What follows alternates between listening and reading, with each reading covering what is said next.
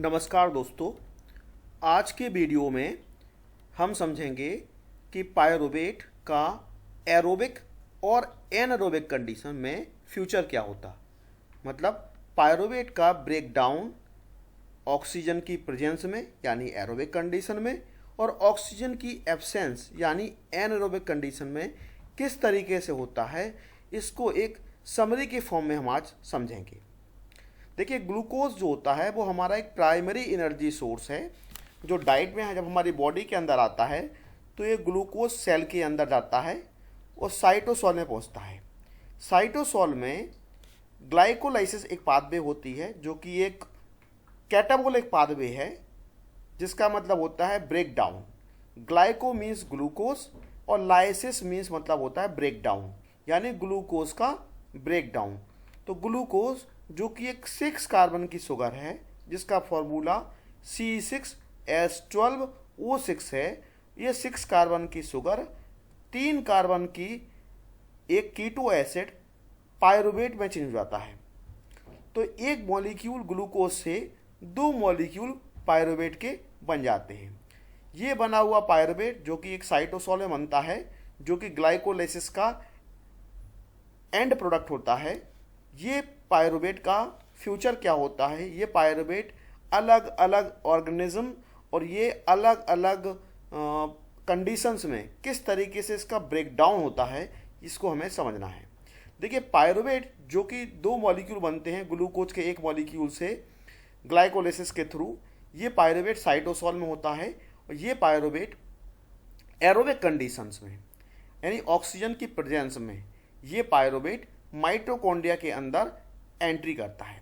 Mitochondria जो कि जहाँ पर पायरुवेट का कंप्लीट ऑक्सीडेशन होता है, एरोबिक कंडीशन में यानी ऑक्सीजन की प्रेजेंस में पायरुवेट का कंप्लीट ऑक्सीडेशन होता है। बट माइटोकॉन्ड्रिया की जो मेम्ब्रेन होती है उसके लिए पायरुवेट इम्परमेबल होता है, पायरुवेट उस मेम्ब्रेन को क्रॉस नहीं कर पाता। तो पायरुवेट के लिए एक स्पेसिफिक टाइप का सिस्टम होता है, शटल सिस्टम, जिसके थ्रू पायरुवेट माइटोकॉन्ड्रिया के अंदर एंट्री करता है और एंट्री करने के बाद एरोबिक कंडीशन में ये एसिटाइल कोए में चेंज होता है। एसिटाइल कोए एक 2 कार्बन का कंपाउंड है, पायरुवेट 3 कार्बन का कंपाउंड है। तो 2 मॉलिक्यूल पायरुवेट के 2 मॉलिक्यूल एसिटाइल कोए के बनाते हैं और 2 मॉलिक्यूल CO2 इसमें रिलीज हो जाती है। यानी 3 कार्बन के कंपाउंड से एक CO2 हट जाए तो 2 कार्बन का एक कंपाउंड एसिटाइल कोए बनता है। तो 2 कार्बन 2 मॉलिक्यूल पायरुवेट के 2 मॉलिक्यूल एसिटाइल कोए की सिंथेसिस करते हैं। अब ये acetyl CoA 2 molecule TCA cycle, जिसको क्रेब्स साइकिल भी बोलते हैं, जिसको साइट्रिक एसिड साइकिल भी बोलते हैं, इसमें ये एंट्री करता है और इसका कंप्लीट ऑक्सीडेशन होता है और ये कंप्लीट ऑक्सीडेशन के थ्रू CO2 और H2O में चेंज हो जाता है और बहुत ही ज़्यादा एनर्जी ATP के फॉर्म में और NADH के फॉर्म में रिलीज होती है। एक मॉलिक्यूल इसमें FADH2 का भी बनता है। तो पायरुवेट का कंप्लीट ऑक्सीडेशन और एरोबिक कंडीशन में होता है। एरोबिक कंडीशन में पायरुवेट एसिटाइल कोए बनाता है माइटोकॉन्ड्रिया के अंदर और ये एसिटाइल कोए TC साइकिल में एंटर करके यानी सिट्रिक एसिड साइकिल में एंटर करके इसका कंप्लीट ऑक्सीडेशन होता है, ये एनर्जी जनरेट करता है।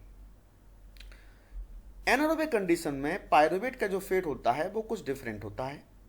अगर हम एनारोबिक कंडीशन में बात करें तो हमारी बॉडी की एरिथ्रोसाइट्स की सेल्स और कुछ मसल सेल्स ऐसी होती हैं जहाँ पर पायरुवेट का एनारोबिक कंडीशन में डिग्रेडेशन होता है, रिडक्शन होता है और ये पायरुवेट लैक्टेट में रिड्यूस हो जाता है।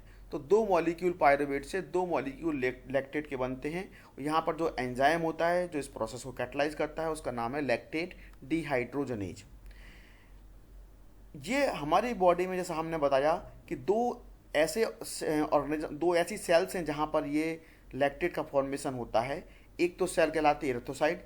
एरिथ्रोसाइट एक वो सेल होते हैं जिसमें माइटोकॉन्ड्रिया नहीं होता। माइटोकॉन्ड्रिया के ना होने की वजह से इसमें कभी भी पायरुवेट का एरोबिक कंडीशन में ऑक्सीडेशन पॉसिबल नहीं है, इसलिए एरिथ्रोसाइट में लैक्टेट बनता है।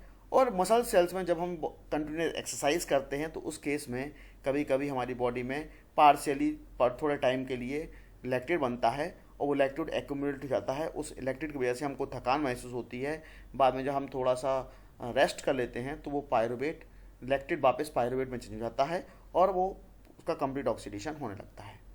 तो एनारोबिक कंडीशन में हमारी बॉडी की दो सेल्स जहाँ पर बेसिकली लैक्टेट बनता है वो हैं एरिथ्रोसाइट्स यानी आरबीसी के सेल्स और दूसरी मसल सेल्स। इसके अलावा कुछ माइक्रो ऑर्गेनिजम्स भी हैं जिसमें लैक्टेट का फॉर्मेशन होता है। ईस्ट में एनारोबिक कंडीशन में पायरुवेट का फ्यूचर कुछ अलग होता है। पायरुवेट एनारोबिक कंडीशन में ईस्ट की सेल में इथेनॉल में और CO2 में टूटता है, तो इसको बोलते हैं fermentation, east fermentation. Saccharomyces cerevisiae का आपने नाम सुना होगा। सैक्रोमाइसिस सेरेविसी आपको पता है इथेनॉल का प्रोडक्शन करते हैं।